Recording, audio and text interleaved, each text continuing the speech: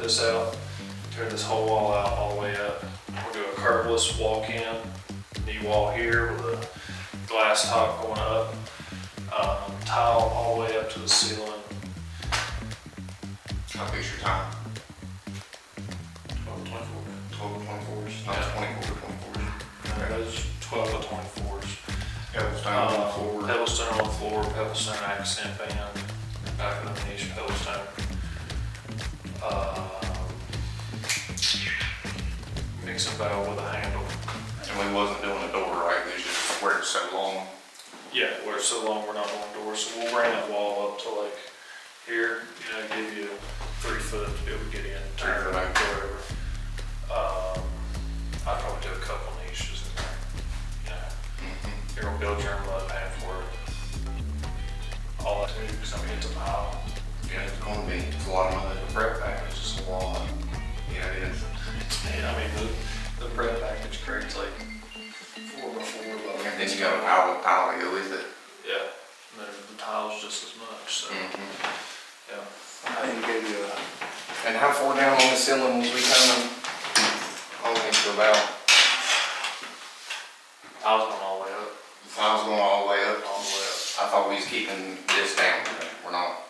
Okay, so we are going all the way up. So. You got it. I can't remember what we measured last time. It was 9 even. Yeah. That's right at 9.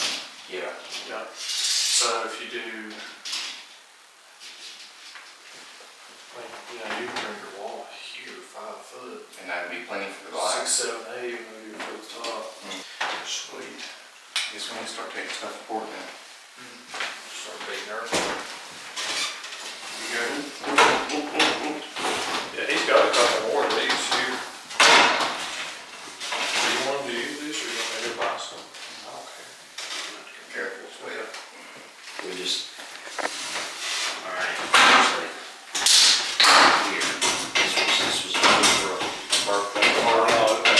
This was a treasure map. Oh. So,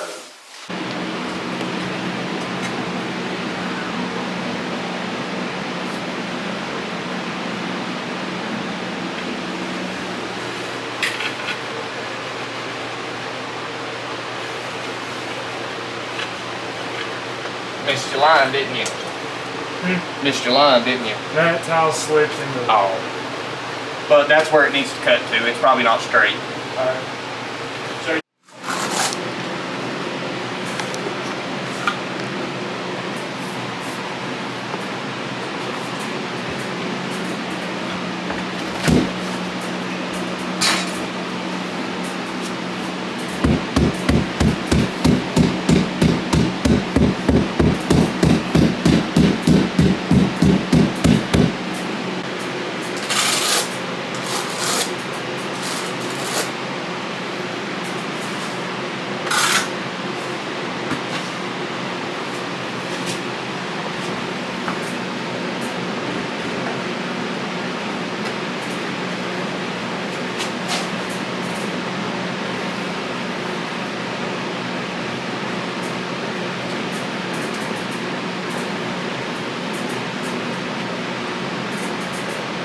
This is a weedy board. It's a waterproof tile board that we put on the walls. What it does is it advances us in like 2 or 3 days, because normally you'd have to go in and put up a Durarock or hardy board, and that stuff is not waterproof, and you have to take a waterproof membrane and paint on it, let it dry for a day, and sometimes you got to come back and cut it a second time depending on how porous the material is you're using.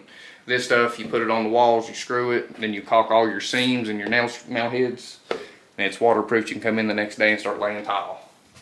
It's a little bit more expensive, but on our end it speeds us up and it makes us get done faster. We polish all of our cut-ins. Kyle bought me these nice little polishing pads. They're different grits, wet sanding. Make everything nice and clean.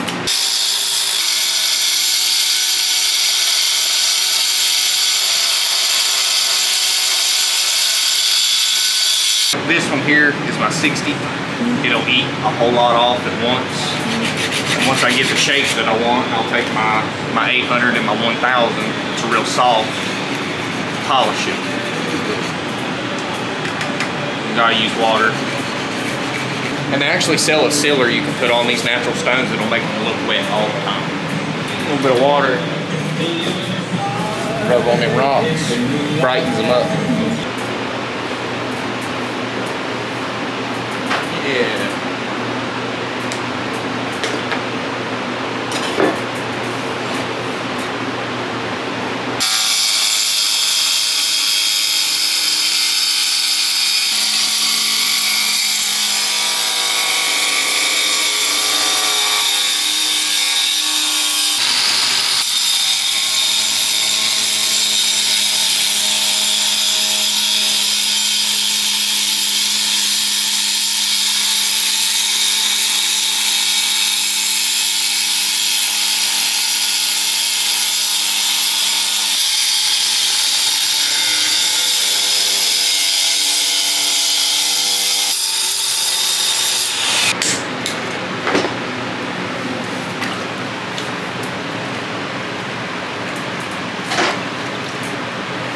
See how we did.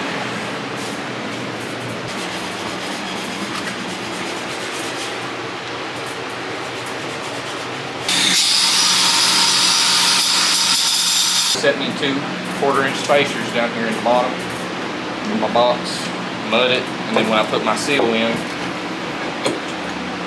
we got slope on our box, so any water that makes it inside this box will hit, run out, and run down to the drain.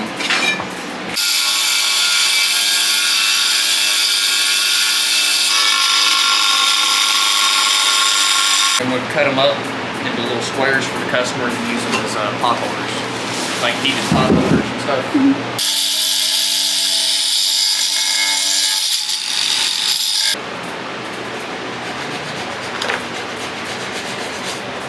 How often do you get comments and stuff on your videos? Alright, we're putting in the bottom of the soap boxes. It holds your shampoo and your soap and your razors and everything like that. Got these cut thick and good.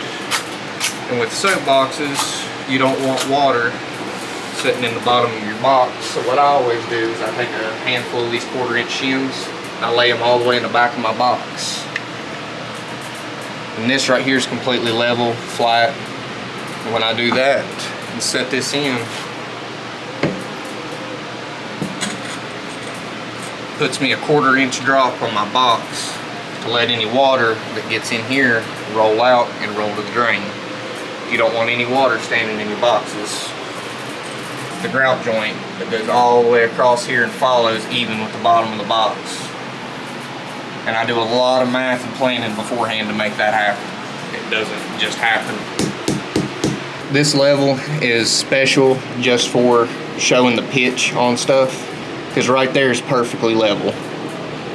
And when I drop this level down flat, it'll show you on this side right here your pitch. You got a 0, which is level. You got a 1/4, a 1/2 inch, 3/4, and then a full inch drop. And right now we're setting at 3/4. I always like to set something in there and see what it looks like. Yeah, it's not bleeding hard. That's great. Oh, I didn't mention about how I extended the edges of the boxes. Go ahead. These soap boxes, something I like to do with them is extend the bottom seal. And the reason for that is when you put a big soap bottle in, a big pump bottle, a lot of times it'll overhang past the box. So I like to put a little extra there just so you don't have a bottle hanging off the edge of your box. These rock, I like to lay them in a way where you don't see any lines or grout joints. Because if you lay all these out in a big area, you'll see all the squares and the grout joints in them. So I take all these rocks and I peel them off the sheets and I put them in a bucket. And I lay them individually on the wall. That way there's no lines, you don't see anything. The only whole sheets in this whole shower is right here. And the rest of this is pulled off and hand laid around it. That way there's no seams that'll be seen. We hand laid all of this, the back of the boxes, all the way around the whole shower. Everything's been pulled off and laid one by one.